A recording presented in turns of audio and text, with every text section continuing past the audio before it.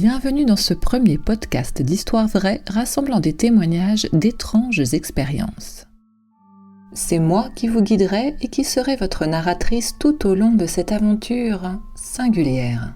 Alors, si vous vous interrogez sur ce qui peut bien se passer après la mort, ou si vous aimez vous faire frissonner en écoutant des histoires mystérieuses, je vous invite à rester avec moi et à tendre l'oreille.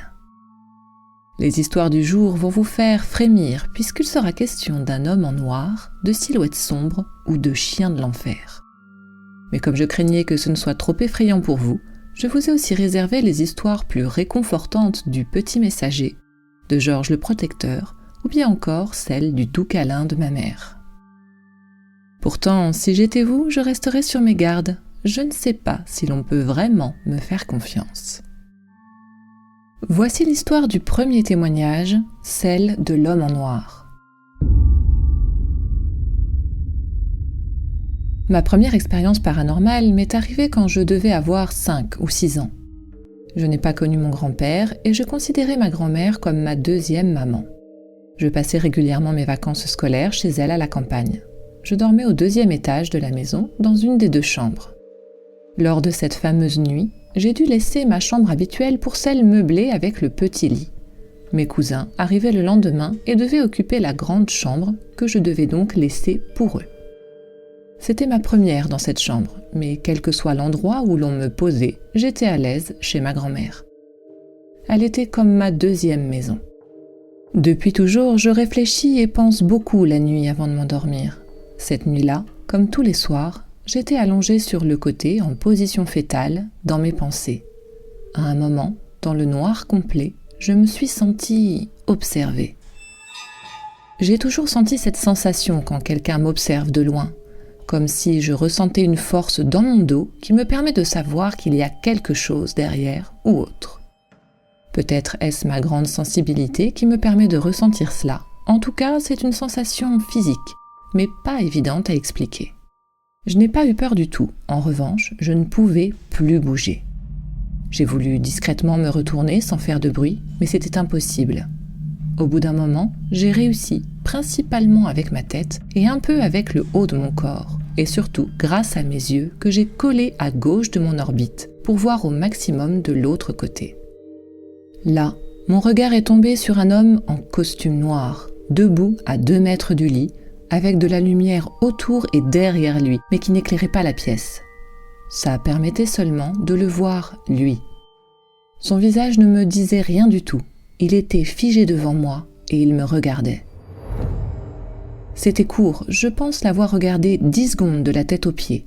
Et à un moment, en mon fort intérieur, j'ai entendu comme une voix qui m'a dit qu'il était temps que je m'endorme. Je me revois encore me retourner dans ma position fétale initiale. J'ai ensuite ressenti un bien-être énorme et je me suis endormie. J'ai aujourd'hui 44 ans et je n'ai jamais oublié cette expérience. Elle m'a accompagnée toute ma vie. Je l'ai longtemps gardée pour moi, mais en grandissant, j'ai vu des photos de famille et je sais aujourd'hui que c'était mon grand-père qui était venu me rendre visite ce soir-là, dans son dernier costume. Une drôle de façon de rencontrer son grand-père, vous ne trouvez pas ? Passons maintenant à toute une série d'étranges coïncidences. À la mort de ma grand-mère paternelle, nous avons eu plein de choses positives dans la famille. Un de mes oncles était sur liste d'attente pour recevoir une greffe de rein. Il se disait que, vu son âge, il serait très probablement en dialyse jusqu'à la fin. Sauf que le lendemain ou le surlendemain du décès de ma grand-mère, il recevait un coup de téléphone pour l'informer qu'un rein était disponible pour lui. Ma sœur, quant à elle, travaillait dans une entreprise où la fameuse crise d'ArcelorMittal faisait des dommages. Son poste allait être supprimé, mais un chef d'un autre département lui a proposé un job. Un de mes cousins a également eu une augmentation. Plein de choses comme ça en 2-3 semaines. Coïncidence ou signe de ma grand-mère ? J'aime à croire que, même partie, elle était toujours là pour nous, comme si elle était encore sur Terre.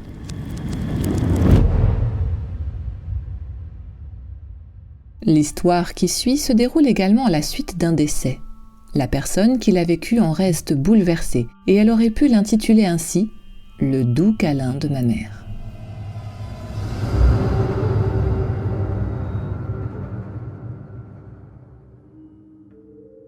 Mon histoire se déroule en mars 2004.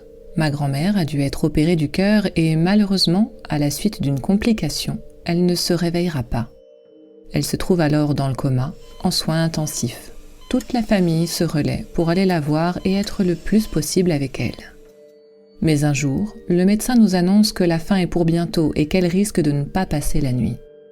Je passe alors toute la journée dans la chambre de ma grand-mère, accompagnée de ma mère et mes 2 sœurs, pour rester avec elle le plus longtemps possible.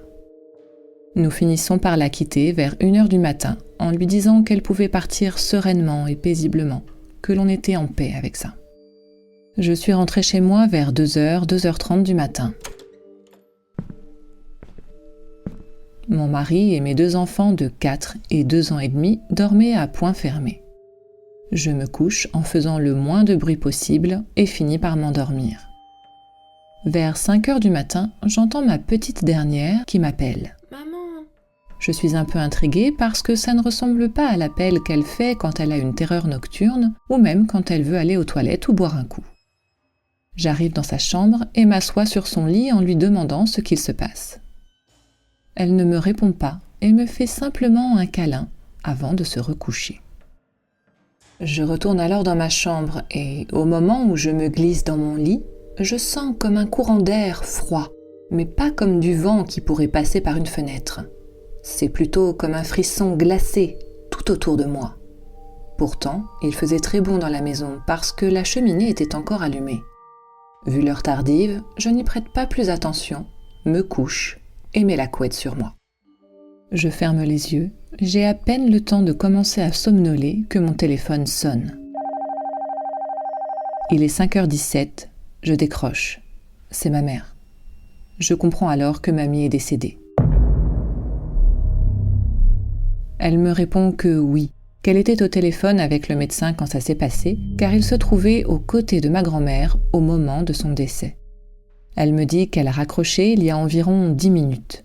Je ne relève pas ce détail et tente de me rendormir tant bien que mal. Ce n'est que le lendemain que je vais repenser à tout ce qui s'est passé dans la nuit. Pour moi, c'est ma grand-mère qui est passée nous dire au revoir cette nuit-là.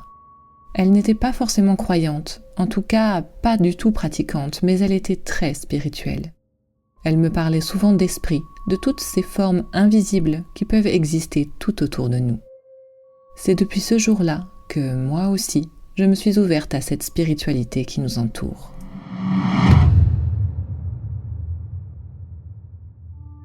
J'espère que ce moment de réconfort vous a fait du bien, car il est temps pour nous d'aborder l'étrange et inquiétant témoignage qui suit. J'ai vu une silhouette sombre. Cette histoire remonte à une 20aine d'années, donc je ne peux pas dire que je m'en souvienne comme si c'était hier, mais elle m'a tout de même pas mal marquée. À l'époque, j'étais étudiante en fac et assez peu motivée par mon cursus. Nous étions un vendredi et j'avais déjà prévu de sécher ma dernière heure de cours, de 18h à 19h, pour entamer un peu en avance les réjouissances du week-end. En effet, ma mère et son compagnon devaient partir en voyage et je devais être seule à l'appart pendant 1 semaine. Seule en théorie seulement, car avoir l'appart pour moi signifiait en réalité qu'il risquait d'y avoir beaucoup de passages de copains. L'avion de mes parents décollait en début de soirée et en séchant ma dernière heure, je ne pensais pas les trouver à la maison en rentrant un peu plus tôt. Manque de chance, je m'aperçois en arrivant dans l'appart qu'ils sont encore en train de boucler leurs bagages. À quelques minutes près, j'étais tranquille, mais voilà que je me sens obligée de justifier ma présence. Je me précipite donc vers la table du salon où j'avais laissé quelques affaires de cours et je feins de rassembler en vitesse des documents en expliquant que je suis revenue en toute hâte car il me les fallait pour mon dernier cours. Pour gagner en crédibilité, je n'ai même pas fermé la porte de l'appart derrière moi. Je les entends dans la chambre zipper les sacs et vérifier qu'ils ont les passeports et au moment où je lève le nez vers l'entrée, je vois, mais le terme voir est tellement fourre-tout et imprécis, disons peut-être plutôt, je crois distinguer, un homme, petit et trapu, entrer soudainement dans l'appart et faire demi-tour aussitôt. L'espace d'une seconde, je me fige, parce que je suis à la fois persuadée qu'il y avait quelqu'un, et en même temps certaine qu'il n'y avait personne.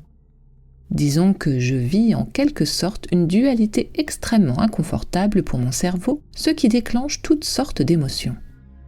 Je me sens un peu angoissée suite à cette intrusion fugace qui semblait bourrue, pleine de détermination. Et en même temps, mon cerveau carbure à fond, et je me dis que c'est peut-être juste quelqu'un qui s'est trompé d'étage. J'ai cette volonté de remettre sèchement cette personne à sa place, un peu comme lorsque l'on hausse le ton avec quelqu'un qui s'est permis d'aller trop loin, mais tout en étant prête à me radoucir pour finir par lui indiquer la bonne direction.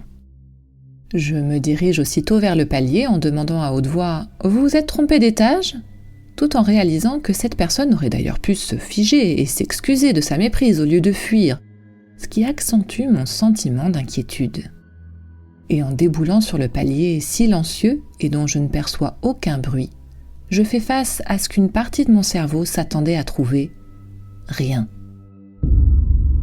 Il y a simplement 3 portes closes, car c'est un petit immeuble, le vide-ordures, la porte du voisin, les escaliers de secours. L'ascenseur est fermé lui aussi, calme, sans indication de mouvement entre les étages. Mon cerveau bug. J'ai peur de comprendre qu'il vient de se passer un truc complètement pas normal. Je me dis que je n'ai pas à avoir peur, que ce n'est pas à moi d'avoir peur d'ailleurs. Après tout, je suis en droit d'être chez moi. Prestement, j'ouvre la porte qui mène au vide-ordures ainsi que celle qui donne sur les escaliers.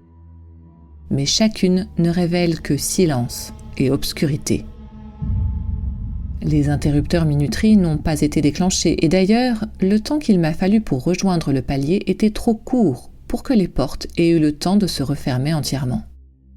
Quant à la porte du voisin, c'est comme la nôtre, une porte lourde, à la serrure bruyante, qu'il n'aurait pas eu le temps de refermer discrètement en si peu de temps. Mes parents qui arrivent dans l'entrée me demandent ce qui se passe, ce qui me replonge immédiatement dans mon rôle d'élève studieuse qui passe juste en coup de vent. Ma stupeur s'envole, le temps de leur souhaiter un bon voyage et de filer avec mes cours sous le bras. Évidemment, je ne vais pas en cours. Je rejoins plutôt le café, où j'ai l'habitude de croiser des amis à toute heure, et en chemin, je me questionne, je tente de comprendre. C'est vrai que je n'ai pas mangé à midi, je suis un peu fatiguée, c'est sans doute une hallucination. D'ailleurs, je suis incapable de décrire précisément cet homme. Plus je me remémore la scène, plus je constate que je n'ai enregistré qu'une silhouette sombre, assez informe, mais avec cette sensation qu'elle se tenait de façon courbée, ramassée. C'est étrange car la posture m'oriente vers quelqu'un qui aurait du mal à se déplacer, alors que tout s'est passé en un clin d'œil. A-t-il fait demi-tour en me voyant, en comprenant que je le voyais ? Une partie de moi est convaincue qu'il y avait quelqu'un, une autre cherche à rationaliser et trouve facilement des arguments d'ailleurs. C'était dans le couloir et il est assez sombre, pourquoi pas un jeu de reflets venu de la baie vitrée. Je ne me souviens pas avoir croisé quelqu'un au café ce jour-là, en dehors des serveurs qui me connaissent. En tout cas, la première personne à qui j'en parle sera ma meilleure amie, qui doit venir dormir à la maison le soir même. Je me décide donc finalement à rentrer à l'appart pour l'attendre. À cette heure, mes parents sont effectivement partis. L'appart est silencieux, presque trop. Je me sens mal à l'aise. Je regarde chaque angle, chaque porte, chaque objet avec une sensation de nouveauté, comme si je redécouvrais les lieux. Il reste un peu de temps avant l'arrivée de mon ami, alors pour me détendre et chasser l'angoisse, j'allume la télé pour avoir une sensation de présence. Je me laisse happer par les idioties de l'écran, je baisse tranquillement ma garde, quand soudain, des bruits, venus de la salle de bain, me font bondir. En un éclair, je me dis « il y a quelqu'un !» Puis, les parents ne sont pas partis ? Mais je me corrige aussitôt. C'est idiot, à cette heure ils sont dans l'avion. Je pense rationnel, tant qu'il fait jour c'est encore à peu près possible. Tu vis en appart, il y a des bruits provenant des étages autour, c'est normal. Ça suffit maintenant, tu prends sur toi, tu vas voir la source de ce bruit. Soit ça venait d'ici, et ça peut certainement s'expliquer, soit ça venait d'un autre appart. Le cœur battant, j'ouvre la porte du couloir, puis celle de la salle de bain. Personne bien sûr. J'entre dans la pièce, tout est calme. Et tout à coup, c'est dans ma chambre, juste à côté, que j'entends un nouveau bruit de chute. Impossible d'aller plus loin, Je fuis dans le salon en fermant les portes derrière moi et je fonce sur mon portable pour appeler mon ami et lui dire de se presser. Affolée, je monte le son de la télé, j'ouvre la baie vitrée pour voir depuis le balcon si je vois mon ami arriver. J'ai besoin de voir des arbres, des oiseaux, des voitures, des gens. On n'est pas dans un foutu manoir isolé, bon sang. Des choses comme ça ne peut pas se produire en ville. Mon ami finit par arriver. Je lui raconte en vitesse toute l'affaire et, en sa compagnie, je me résous à aller voir dans ma chambre. Quelques livres sont tombés par terre, de vieux Picsou géants dont je ne peux pas jurer non plus qu'ils étaient posés en équilibre stable. Rien d'anormal en dehors de ça.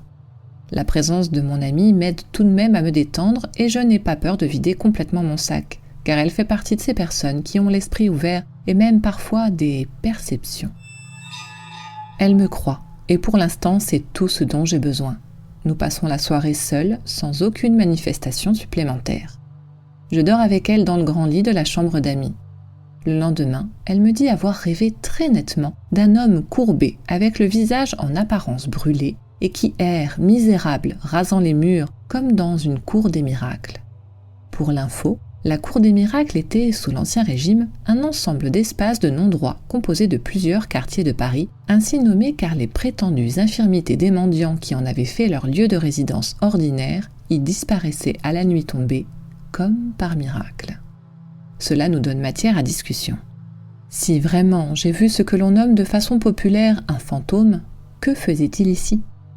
Nous avons été les premiers locataires de cet appart, cela ne peut donc pas être un ancien locataire qui se croit encore chez lui.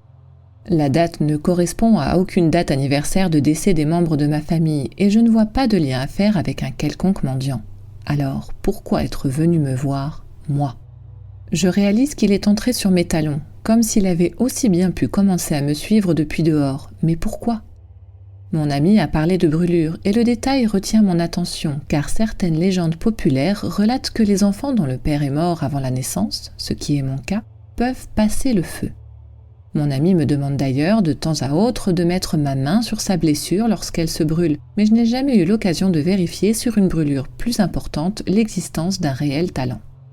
Serait-il venu en quête de guérison ? Par bienveillance, avant de sortir en ville ce soir-là, nous avons placé dans l'entrée de l'appartement, là où il m'est apparu, un saladier rempli d'eau au fond duquel nous avons laissé tomber une pierre réputée guérir. À cette époque, mon ami s'intéresse au tarot et lorsque je l'accompagne dans les librairies ésotériques, je complète peu à peu ma collection de pierres, mais plus par fantaisie et pour leurs jolies couleurs que pour exploiter concrètement leurs vertus.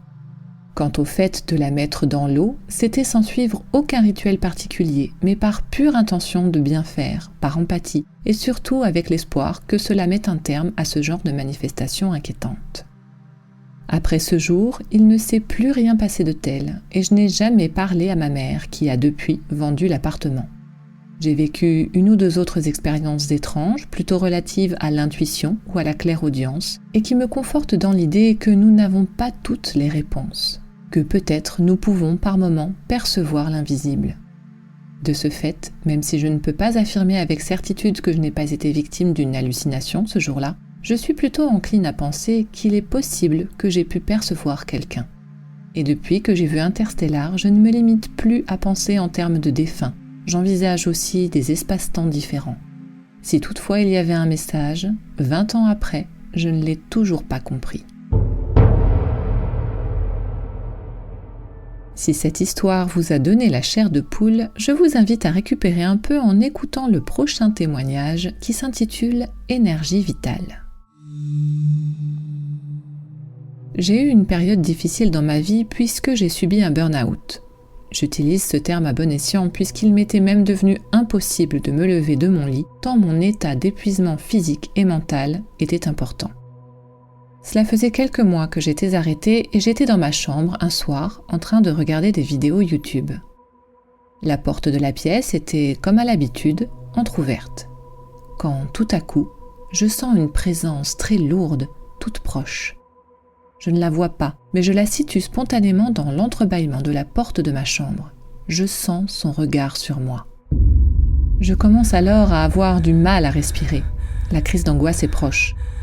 Mais j'ai l'habitude de gérer ce genre de crise et je me mets à me concentrer sur ma respiration et je m'exhorte dans ma tête à me calmer. Et puis, tout naturellement, je commence à faire des injonctions dans ma tête. Je gère cette chose comme je le fais pour ma crise d'angoisse. Je répète intérieurement que cette présence n'a rien à faire ici, car je ne l'ai pas invitée chez moi et que je veux qu'elle s'en aille. Tout finit par fonctionner. Je me détends petit à petit, me calme et je finis par m'endormir. Mais le lendemain, rebelote. Je sens arriver la présence, mais avant même que je ne commence à entreprendre de la chasser comme la veille, elle vient sur moi et je sens qu'elle rentre au niveau de mon sternum. C'est comme une énergie pure qui se propage du sommet de mon crâne jusqu'à mes orteils. Finalement, je comprends vite qu'elle est venue me donner quelque chose et que ça n'a rien de négatif. Et je l'accepte. Je pourrais la décrire comme brillante, dorée. Ça a peut-être duré 1 minute. Ce que j'avais interprété comme étant négatif la veille dégageait tellement de puissance et était tellement chargé que j'avais commis une erreur de jugement, mal aiguillée par ma peur. Je pense, avec le recul, qu'on m'a redonné de l'énergie vitale qui me manquait lors de cette période difficile de ma vie. L'interprétation rationnelle dira que j'ai fait une crise d'angoisse et que mon cerveau a personnifié l'angoisse qui m'habitait en cette chose dans l'entrebâillement de ma porte. Après ce témoignage, vous voilà maintenant prêt à écouter l'histoire perturbante de Georges le Protecteur. L'histoire que je vais vous raconter s'est passée en 2016. À l'époque, nous vivions à Paris, mon mari, notre fille, née fin 2015, et moi-même. Tout a commencé à la naissance de notre fille. Je me suis mise à ne plus me sentir seule dans notre appartement. Cette sensation est arrivée sans que je ne puisse l'expliquer, mais je sentais clairement une présence masculine dans notre appartement. 3 mois après la naissance de notre fille, un soir, alors que ma mère nous rendait visite, je décide finalement à en parler à mon mari et à ma mère. Je me disais que si j'en parlais, et si homme il y avait, il partirait en m'entendant faire part à mes proches que je ne souhaitais pas de lui chez moi. Ça n'a malheureusement pas fonctionné et le sentiment de ne pas être seule, de voir une forme sur les côtés de mon champ de vision, notamment dans la chambre de notre fille, a continué. J'ai néanmoins fini par réussir à mettre ce sentiment de côté par la force des choses et les mois ont passé. Notre fille a grandi et elle devait avoir 1 an et demi quand un nouvel événement est survenu. Elle commençait tout juste à babiller et appelait tout le monde papa, moi y compris. Un matin, j'étais en train de préparer mon petit-déj dans la cuisine. J'avais laissé mon mari dormir et notre fille était assise face à la porte de la pièce. Quand, soudainement, elle s'est mise à dire « Papa ?» en montrant du doigt le couloir. De là où j'étais, je ne pouvais pas voir cette partie de l'appartement, et bien que je fusse surprise que mon mari se soit levé alors que je l'avais laissé faire la grasse matinée, je me suis avancée pour l'accueillir. Or, une fois arrivée face au couloir, personne. Bien que mon premier réflexe n'ait été de me dire que l'explication puisse être trouvée dans l'imagination de notre fille, je n'ai pu m'empêcher de repenser un court instant, pour la première fois depuis un moment, à cette présence masculine qui m'avait fait tant cogiter lors des premiers mois de notre fille. Suite à cet événement, quelques semaines passent sans incident. Notre fille fait sa sieste dans sa chambre et je prenais le thé avec sa marraine dans mon salon aux portes vitrées donnant sur le couloir menant aux chambres. Nous discutions tranquillement quand d'un coup, en plein après-midi, mon ami me dit « Mel, je viens de voir passer quelqu'un dans ton couloir !» Vous imaginez bien ma surprise à la limite de la panique. Nous avons immédiatement été vérifier que ma fille était bien seule dans sa chambre. Rien ni personne en vue, évidemment. Cet événement a finalement été celui de trop, et je me dis alors que je ne peux pas rester sans réponse. Ça commence à faire trop d'éléments. Je décide donc de faire appel à une médium située en Angleterre qui se trouve être la mère d'une amie de ma sœur. Au téléphone, je lui dis simplement que je pense qu'il y a quelqu'un chez moi, sans préciser le sexe, un peu comme pour tester ses capacités. Suivant ses conseils, pendant 1 semaine, j'allume des bougies et je mets des fleurs fraîches dans mon appartement. De son côté, elle m'assure prendre contact régulièrement avec la présence que je ressens dans mon appartement afin de la connaître d'une certaine façon, de savoir ce qui la retient et la faire aller dans la lumière. Une fois la semaine écoulée, elle m'appelle pour débriefer. Cette dame ne parlant pas français, tous nos échanges se sont déroulés en anglais. Elle m'explique alors qu'il y avait bien un homme prénommé Georges. Elle m'a également donné le nom de famille, mais ne l'ayant pas bien compris, je ne l'ai malheureusement pas retenu. Ce cher Georges était simplement attiré par la lumière émise par notre fille, comme un phare dans son obscurité, et il était très inquiet pour elle. De son vivant, ce monsieur était obstétricien et travaillait dans un asile de femmes enceintes, sorte de refuge, vers les années 1920-1930. C'était un lieu dans lequel les femmes enceintes vivant dans la pauvreté venaient dès le 7e mois afin de pouvoir aller jusqu'au terme dans de bonnes conditions. Il s'agissait donc là d'un homme au grand cœur. La médium m'explique qu'il serait décédé d'une crise cardiaque pendant un accouchement, en allant chercher des forceps pour aider une maman. La maman est décédée ce jour-là, mais le bébé, lui, a survécu.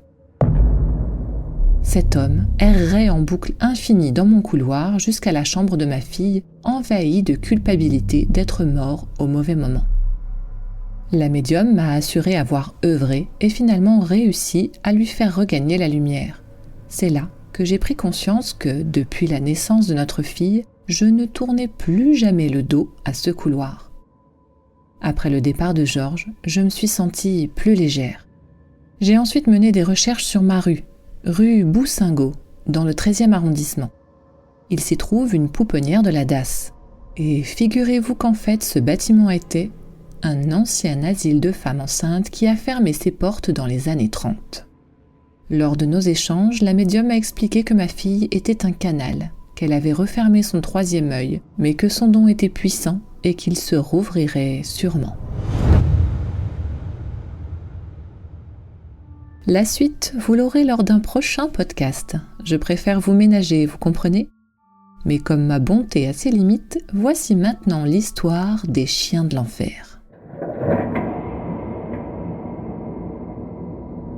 J'avais 14 ans, nous étions en vacances d'été. Il faisait beau et nous avions décidé avec des amis de nous promener dans la forêt qui se trouve près de notre domicile à Marines. Nous sommes partis à 4, 2 amis, ma sœur et moi, et devions retrouver à l'entrée du bois un autre ami qui devait venir avec ses 2 chiens. Nous sommes donc arrivés à l'entrée de ce bois et avons attendu que notre ami arrive. Nous étions en train de discuter et avancions tout doucement. Nous avons fini par finalement entrer dans le bois de quelques mètres sans trop nous en rendre compte. Soudainement, nous entendîmes du vent, de plus en plus fort, bien que jusqu'alors, il n'y avait pas eu le moindre vent de la journée. Cela nous a embêtés car nous voulions absolument faire cette balade et je me souviens m'être dit que ça allait probablement être foutu si le temps changeait. Puis, je vis comme 2 chiens qui venaient du sentier au loin dans la forêt. Je me souviens avoir prévenu les autres que je voyais les chiens de notre ami, bref, qu'il arrivait. Mais en y regardant de plus près, les masses qui avaient la forme de chiens étaient foncées, alors que les chiens de notre ami avaient un poil clair. Je ne sais pas trop comment l'expliquer, mais ces masses avançaient vers nous sans réellement bouger. Le vent soufflait de plus en plus fort. Nous nous sommes regardés et nous avons tout simplement cavalé pour sortir du bois. Je me souviens m'être retournée et avoir vu que les 2 ombres étaient à l'entrée du bois derrière nous et ne bougeaient plus. Je sais que ce que je raconte peut paraître complètement dingue, mais nous étions 4 et nous avons tous les 4 vu la même chose. Nous sommes partis en courant et vous imaginez bien qu'aucun de nous n'avait envie de faire demi-tour. Sur le chemin du retour, nous avons croisé notre ami avec ses chiens et il ne pouvait donc pas être de l'autre côté, dans la forêt. Je ne sais pas ce qu'étaient ces choses, mais ça ne marchait pas, ça avançait juste comme par flash, sans réellement se mouvoir. J'ai mis des années avant de rentrer de nouveau dans ce bois, que mes amis de l'époque appelaient le bois des loups. Je n'ai plus jamais rien vu de semblable. Ma sœur, qui était avec nous ce jour-là, en parle encore lorsque nous y passons pour nous balader.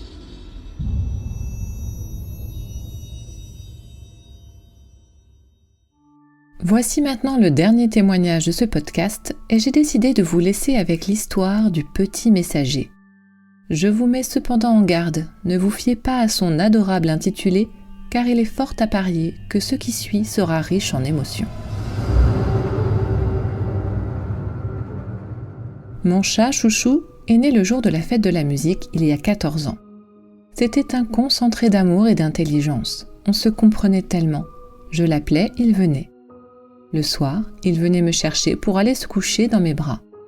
Le quitter pour quelques jours me rendait physiquement malade. J'avais un manque immense. Un jour, l'année dernière, Chouchou est rentré très mal.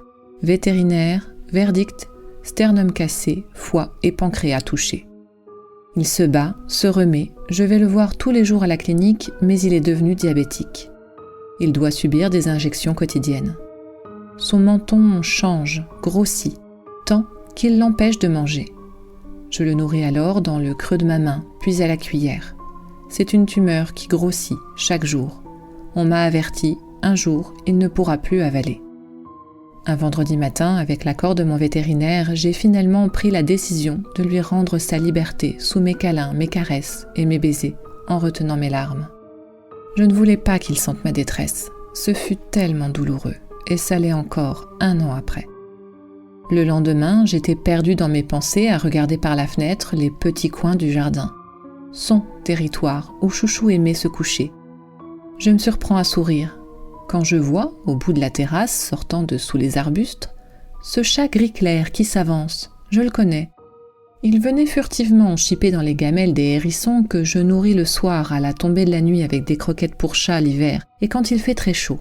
Ce chat se sauve dès que je me dirigeais vers lui. Je me dis qu'à peine Chouchou parti, le voilà qui arrive. Mais d'habitude c'est le soir que je l'aperçois, jamais la journée. Là, il est midi environ. Il s'approche et à ma grande surprise, il saute sur le rebord de la fenêtre. Je mets ma main à plat sur la vitre et il s'y frotte. J'ouvre la fenêtre et il tend sa tête pour se faire caresser. Je sors alors sur la terrasse, il trottine vers moi, ronronne, se frotte. Il a le poil très doux. Ma fille qui est là le caresse elle aussi. Il se laisse faire, mais au bout de quelques minutes, je remarque que ses yeux changent. Il nous souffle et se sauve en courant. Depuis, je l'aperçois tous les jours. Je l'ai baptisé « Petit Messager ». Plus jamais il ne s'est laissé approcher. Il fuit dès que je me dirige vers lui. Je suis certaine que l'énergie de Chouchou était là ce jour-là, qu'il est venu me voir, me dire au revoir. Je suis convaincue que c'était lui. Mon Chouchou a trouvé le moyen de venir jusqu'à moi. Et je suis intimement convaincue que ce n'est pas pour rien s'il a choisi ce chat-là qu'on ne peut jamais approcher.